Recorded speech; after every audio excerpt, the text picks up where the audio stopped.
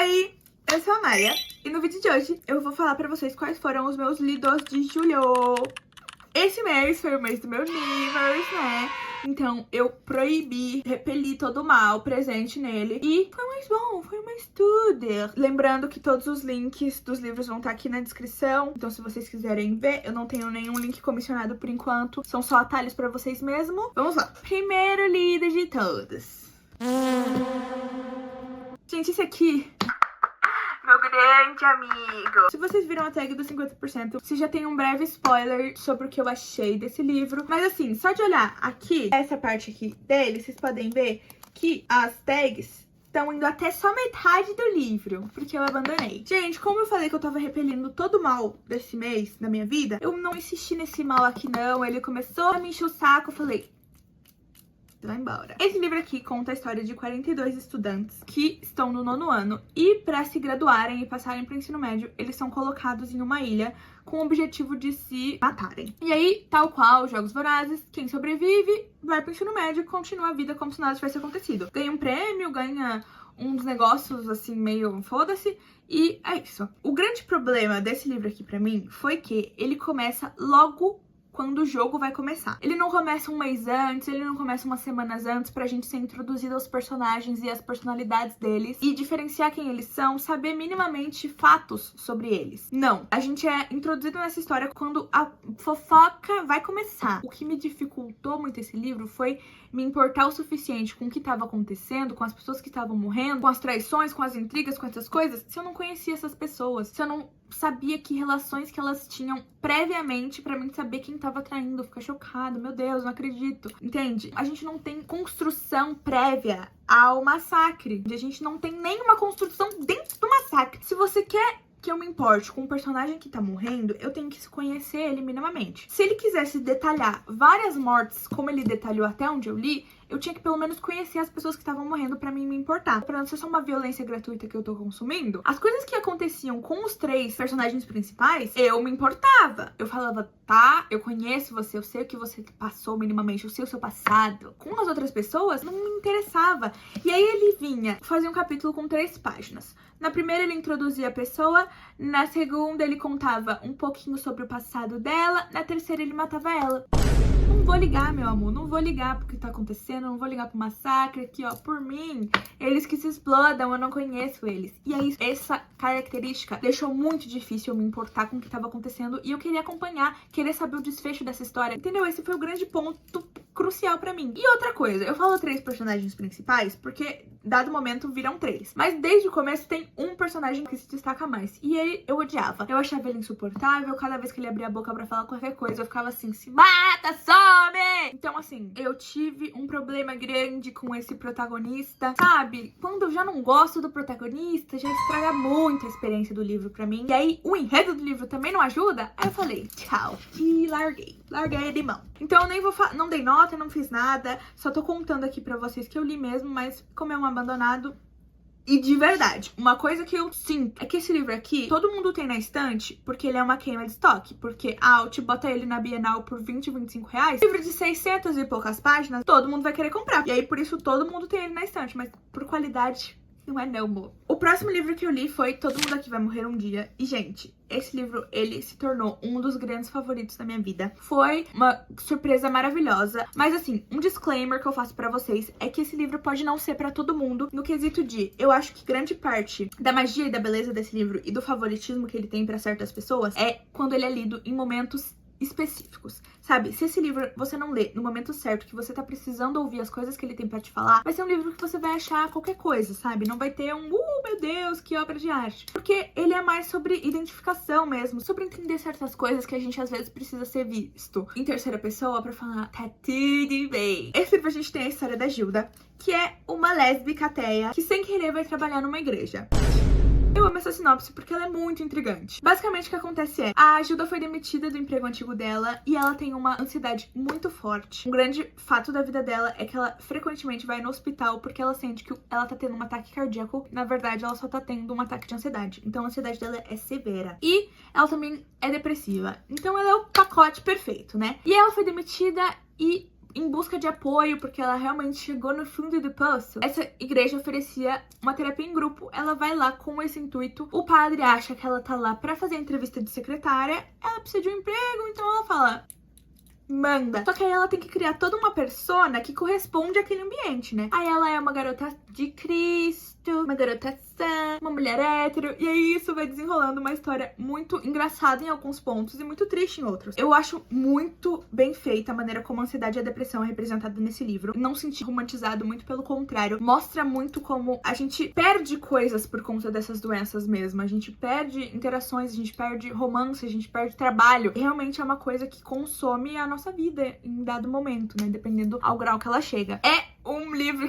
A grande mensagem que eu pego dele, assim, a fenomenal coisa é que tá tudo bem não saber onde você tá na sua vida. Eu sinto que quando a gente chega aos 20 anos, até os 30, é uma confusão completa. Só que eu tô nos 23, então eu tô no começo. A Gilda tá nos 27, então ela tá no final. E aí eu, particularmente, fico com essa imagem na minha cabeça de que quando mais perto dos 30 eu tiver, mais bem resolvida a minha vida vai estar. E a Gilda me deu um soco na cara que falou: nem sempre, amor. Tá tudo bem tá perdida aos 23 e também tá tudo bem tá perdida aos 27, sabe? A vida é uma constante se encontrar. Às vezes você vai estar perdida em um quesito da vida, mas muito bem resolvida em outros. Às vezes em nenhum quesito. E tá tudo bem, eu acho que é muito sobre processos. Enfim, é um livro muito bonito, muito bem feito. A escrita muito linda. É um livro que eu recomendo bastante. Mas assim, se você não sente que essa história, se você não tem um chamado divino pra consumir um livro que fale sobre esses tópicos, não lê agora, não lê por causa do hype. Lê quando você sentir que é pra ler, sabe? Porque ele me encontrou em um momento que encaixou como uma luva pro que eu tava precisando ler e sentir, sabe? Obviamente é um 5 estrelas favorito, gente. Depois de tudo que eu falei aqui, não tem nem dúvida. Outro livro que eu li esse mês, que foi uma grandíssima parceria com o Peter Salvatore, tem um vlog completo falando sobre toda a minha experiência de leitura com esse livro, foi Sussurros na Neblina. Sussurros na Neblina conta a história de um grupo de amigos que vai passar um final de semana numa chácara de um desses amigos, e é o típico slasherzão. É o típico pânico, tá todo mundo numa casa e começa a morrer galera e todo mundo fica assim: o que tá acontecendo? É um livro muito bem escrito, que tem os seus pontos positivos, mas também tem os pontos negativos, que eu não vou entrar em muitos detalhes aqui, porque se vocês se interessarem, recomendo que vocês vejam o vlog, que tem minha opinião completa, com spoiler, sem spoiler, minhas opiniões no processo de leitura, tem tudo isso no vlog, então recomendo que vocês assistam ele. Mas é isso, do mais, é um terror gótico que se passa aqui no Brasil. Digo pra vocês que ele é bem leve,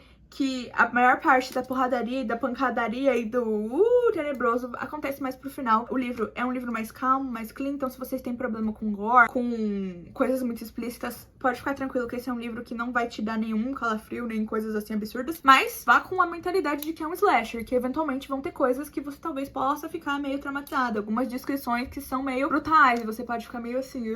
No vlog eu falei que eu dei pra Sussurros na Neblina 3 estrelas, mas reavaliando coisas que eu falei e como eu me senti sobre esse livro, eu abaixei 1 estrela, então reiterando aqui que pra mim foi uma leitura 2 estrelas, tá bom? O último lido desse mês foi Noiva.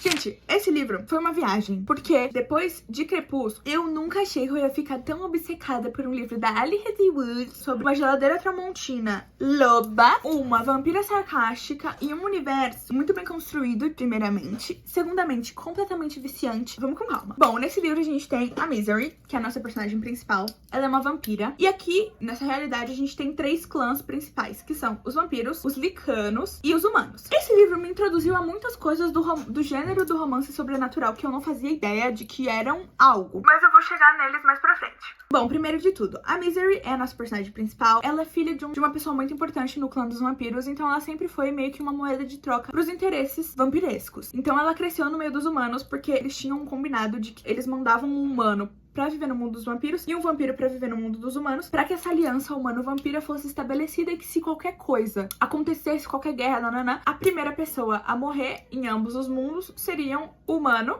e o vampiro, que estão trocados lá, né? E normalmente são pessoas importantes pra tais sociedades. E aí ela já tem essa dificuldade de se identificar com crenças e com estilos de vida vampiresco, porque ela é uma vampira que foi criada no meio dos humanos. E aí, acaba a vida dela de moeda de troca, ela se fantasia como humana e vive no meio dos humanos, porque é o que ela sabe viver, ela não se sente confortável e nem à vontade vivendo nos vampiros, porque não é o lugar dela, diga-se de passagem, né? Um belo dia, o pai dela chama ela e fala assim: Mo, a gente tá querendo fazer uma aliança com os Lycanos agora. Casa com o alfa deles lá pra mim. E aí ela casa com ele, a gente não sabe por quê, a gente não sabe o que ela vai ganhar em troca disso, mas depois a gente descobre que ela tá meio que fazendo uma investigação para com a melhor amiga dela, que é a única representação de família que ela tem, que sumiu e que ela suspeita que tenha algum envolvimento com o mundo Lycano, ou que a amiga dela as respostas pro sumiço da amiga dela vão estar lá, e por isso que ela aceita se casar com o Quingo. Coisas que eu amei sobre esse livro. A Misery, eu fiquei obcecada por ela, porque assim, ela é uma sofredora compulsiva, mas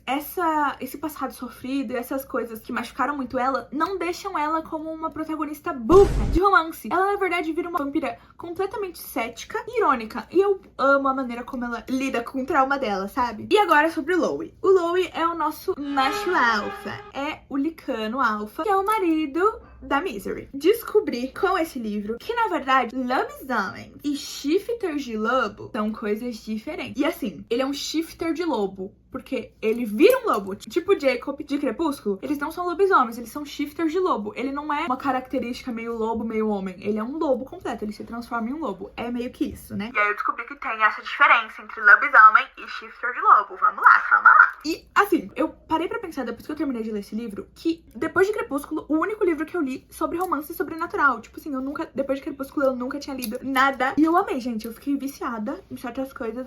Gente, de verdade, é um livro grande que eu li, tipo assim, em 10 dias. De tão obcecada que eu tava. Eu terminava um capítulo e eu assim, ó, quero mais, quero mais, quero mais, quero mais. É isso. Do mais, é um livro que eu não imaginava, que foi uma surpresa maravilhosa. Genuinamente, eu não imaginava que um romance sobrenatural, que não fosse Crepúsculo, fosse me deixar tão viciada e tão submersa na história. É um livro que me surpreendeu de uma maneira muito positiva, porque o único livro que eu tinha lido da Lee Hazelwood, além desse, foi Hipótese do Amor, e nenhum outro me deu vontade de ler, sabe? Eu sinto que todos os livros dela é meio que um copia e cola, é sempre uma garotinha, mimimi, e um cara geladeira, Electrolux, nananã. Esse eu fiquei interessada pra ler, porque eu gostei da escrita dela em Hipótese do Amor. E eu falei assim, cara, eu nunca li nada desse tipo. Vou experimentar com esse da Lee Hazelwood, porque eu sei que a escrita dela é boa. E vamos ver no que dá, né? E, gente, foi uma surpresa maravilhosa pra mim, de verdade. Se ela escrevesse mais coisas nesses romances sobrenaturais, eu ficaria muito intrigada, interessada, e eu acho que eu leria todos. E eu gosto do fato da Misery não ser uma pequenininha, coitadinha, meu Deus, como eu sou baixinha. Ela não é assim, girls. Ela é uma vampirona alta, empoderada, que cospe na cara do lobo dela quando ela quer. E eu amo isso, porque assim, eu me sinto meio desconfortável lendo esses livros dela, que é tipo assim, meu Deus, isso é tão... eu caibo exatamente no colo dele, ele me levanta com uma mão de tão pequena que eu sou. Porque a Misery não é assim não, amor. E isso foi uma das coisas que eu mais gostei. Enfim, gente, 4 estrelas, muito bom. E assim, não tenho mais o que falar. Leiam, porque foi uma surpresa pra mim. E se vocês já gostam do tipo de escrita e dos romances e das coisas que a Ali faz, esse aqui é uma surpresa muito positiva, tá? Recomendo pra caramba. E foi isso, gente! Esses foram meus livros de julho. Espero que vocês tenham gostado. Um beijo.